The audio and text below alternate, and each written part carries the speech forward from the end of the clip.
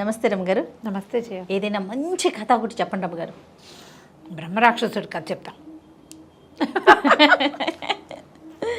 మంచి కథే, కానీ మీరు చెప్పే మీ రాక్షసులందరూ బాగుంటారులేండి. మా రాక్షసులు మంచివాళ్ళు. అవును చందమామల బ్రహ్మరాక్షసుల కథలన్నీ బాగుంటాయి. అవును రమ్మగారు, క్రూరంగా ఉండవు. మీ రాక్షసులందరూ మంచివాళ్ళు. మంచి వాళ్ళండి. అలాగనే కొంచెమే కేకలేస్తారు, ఎక్కువ అంతే కేకలే. అంతే అంతే.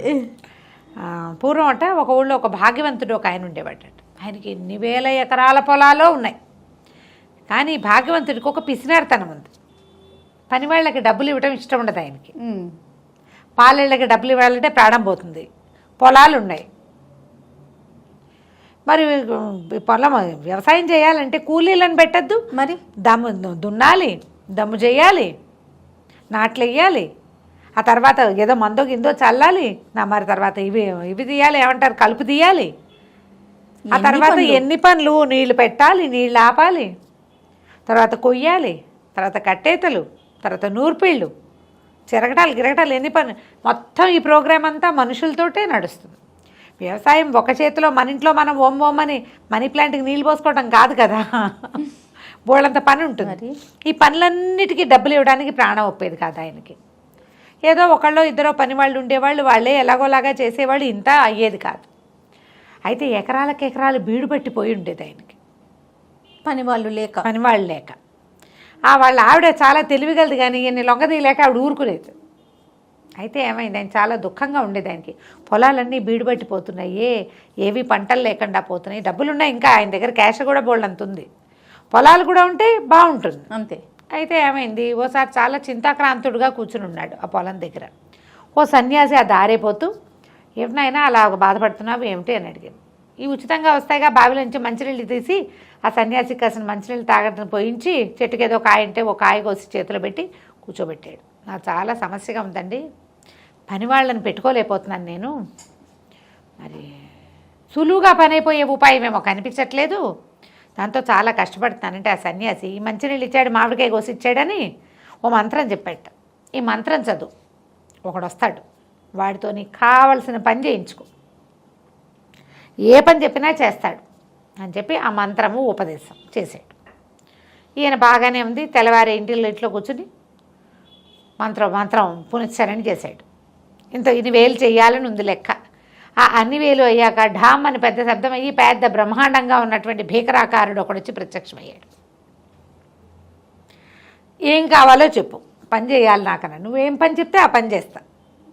అయితే మనకు అదంతా మన పొలమే, ఆ పొలం అంతా దున్నాలన్నాడు. సరే అన్నాడు. ఈయన ఏమనుకున్నాడు, కాస్తిమితంగా కూర్చుని మజ్జిగ తాగుదాం అనుకున్నాడు. ఆయన పీటేసి కూర్చుని ఏమే మజ్జిగతే అనే లోపల బ్రహ్మరాక్షసుడు వచ్చేసాడు. వాళ్ళ ఆవిడ ఇంకా మజ్జిగ చిలుకుతుంది, చిన్న గ్లాసులో పోస్తుంది. వచ్చేసి దున్నేసా అన్నాడు. ఎవడు అప్పుడే దున్నేసా బాట? దున్నేసాను, కావాలంటే చూసుకో. మేడెక్కారు, పైనుంచి చూస్తే పొలం అంతా దున్నేసి జాలుగా కనపడుతుంది. 1000 ఎకరాలు 1000 ఎకరాలు దున్నేశాడు. అక్కడి నుంచి అన్నాడు, సరే నేను మజ్జిగ పుచ్చుకుని మిగిలిన పనులు చేసుకునే లోపల దమ్ము చేయాలిగా, ఒట్టిగా దున్నితే ఎలాగా, నీళ్లు పెట్టి అంత దున్ని లూజ్గా చేయాలి, ముందు దున్నాలి జాళ్ళు, తర్వాత అది దమ్ము, అలాగే అన్నాడు. బ్రహ్మరాక్షసుడు వెళ్ళిపోయాడు. ఈయన మజ్జిగ దాగి స్నానం చేసి వస్తానని గామంచా భుజాన వేసుకుని వెళ్ళాడు. ఈయన ఇంకా ఒక నూతులేంచి వచ్చి ఏదైనా తోడలా బ్రహ్మరాక్షసు మళ్ళీ డింగమని వచ్చాడు. మనకు దొరికితే బాగుండు కదా, భలే ఉంటుంది అమ్మగారు. దున్నేశాను, మా దమ్ము కూడా చేసేసాను. నీళ్లు పెట్టి నేలంతా నానబెట్టాలి. ఈయనకేం చేయాలో అర్థం కాలేదు. ఇది మంచి అదను, పొలం పదురు మీద కూడా ఉంది, నాట్లు వేయాలి అన్నాడు. ఈయన నాట్లేగా, అలాగే అన్నాడు. ఈయన స్నానం చేసి వచ్చేసరికి నాట్లయిపోయాయి.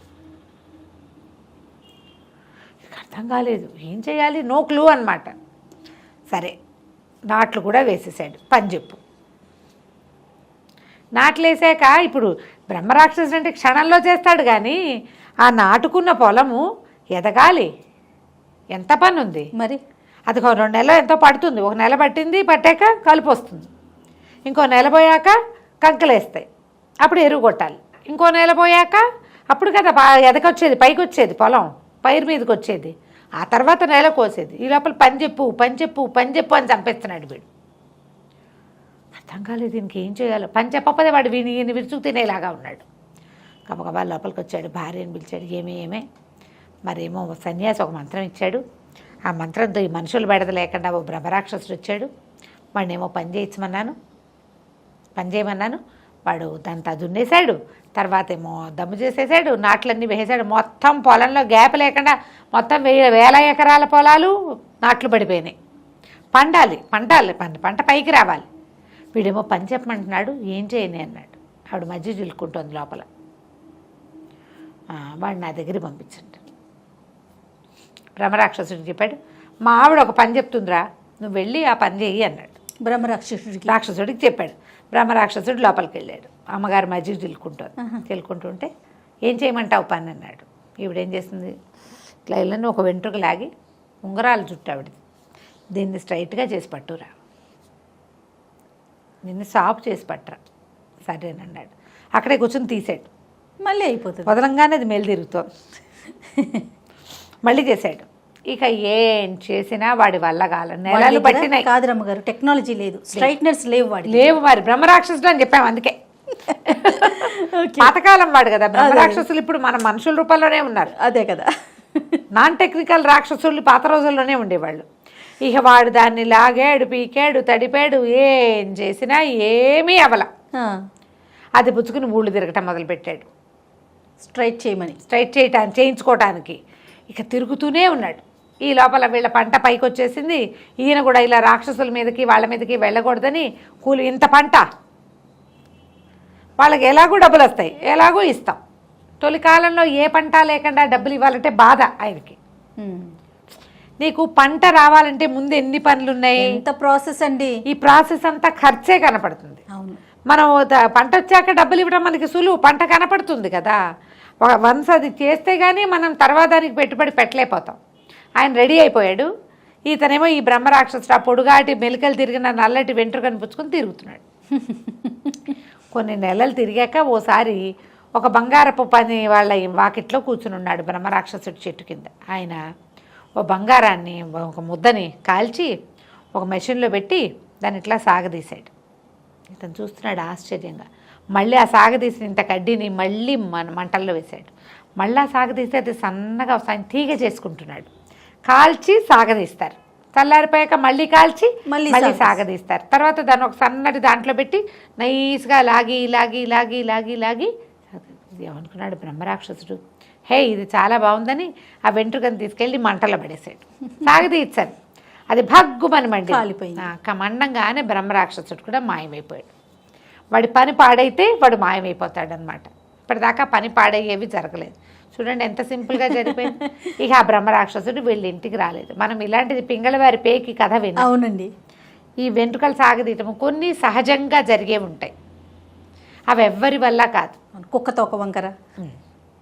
కానీ మానవ ప్రయత్నాలు, మనం ఎవరిదో విపరీత సహాయం కావాలని అనుకోకూడదు. నాకు ఎగ్జామ్లో 100 మార్కులు రావాలని కోరుకుంటారు పిల్లలు.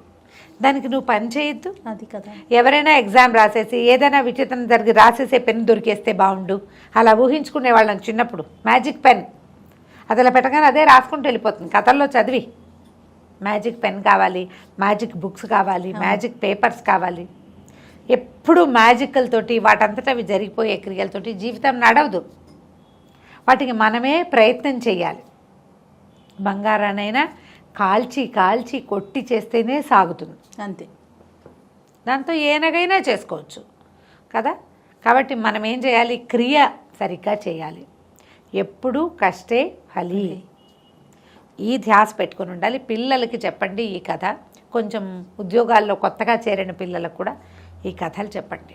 తప్పకుండా. ఒకసారి మ్యాజికల్గా జరిగిపోయింది అనుకో, సడన్గా జరుగుతాయి. మ్యాజిక్స్ ఎల్లప్పుడూ ఎలా జరుగుతాయి, అంతటితో ఆగిపోతుంది. పైగా బోర్గా కూడా ఉంటుంది. అంత చిటుక్కునైపోతే బోర్ కదా, మరి కదా బోర్ కొట్టేస్తుంది. అలా కాదు, మనం ట్రై చేయాలి, కొంచెం ఫెయిల్ అవుతుండాలి, మళ్ళీ ట్రై చేయాలి, అప్పుడు సక్సెస్ అవ్వాలి. సక్సెస్ని ఎంజాయ్ చేయాలి, సక్సెస్ని ఎంజాయ్ చేయాలి, సక్సెస్ని పంచుకోవాలి, మనని చూసి ఇంకోళ్ళు నేర్చుకోవాలి. ఎంత ఉంది అసలు మనకు కూడా దాని విలువ తెలుస్తుంది కదా, ఎంజాయ్ చేస్తాం అలా కష్టపడి సాధిస్తే కనుక. అవును. రైట్, చాలా బాగుంది రమ్మ గారు. నమస్తే.